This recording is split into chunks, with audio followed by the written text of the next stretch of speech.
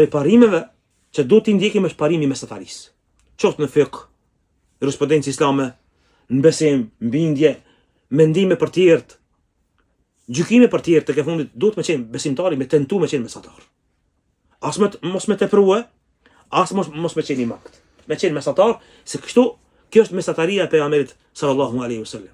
Mirë po, mos mashtrohemi me ata që dikush na çon neve ekstrem, kur na tentojmë me qenë me Muhamedit alayhis salam, e nuk dojmë me qenë me Ebu Gjehlin as me Ubej bin Selulin.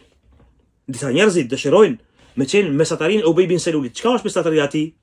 Mesataria e munafikut i cili ka qenë mes Ebu Gjehlit dhe mes Rasulullahit alayhis salam. Kjo nuk është mesatari. Kjo është devijim. Madje devijimi i munafikave dhe Ubej bin Selulit është devijim më i madh se Ebu Gjehlit. Sepse ata janë në fund të xhehenemit. Te Zoti xhelle xhelalu janë shumë të këqij. Dhe sa ata s'kan pas burri as pak mu ballafaqu me të vërtetën dhe kanë fsheh kofrin në brendin e vet dhe kanë shfaq islamin, i kanë shfrytzu muslimant. Por ata vet e kanë shfrytzu vetveten dhe do të jenë të lanë djegse e xhehenemit ditën e kiametit. Kështu muslimani nuk guxon me tentu këtë mesatari. Andaj, muslimani sot për shembull ballafaqohet me një luftë ideologjike. Në arabisht quhet gazul fikri. Ti shet disa musliman, dalin dhe deklaron, neve nuk jemi ekstrem. Dalin disa tjerë, neve se kemi këtë mendim, neve kemi këtë mendim për femrën, neve kemi e kështu me radhë.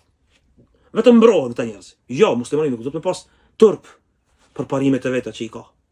Po normal që kur flet me tjerët mundohet me i nxjerr parimet e besimit para parimeve të jurisprudencës. Përndryshe, kemi argumente sa dush me i mbrojt edhe parimet e islamit, të cilat është shumë më përparimtare se tjerëve.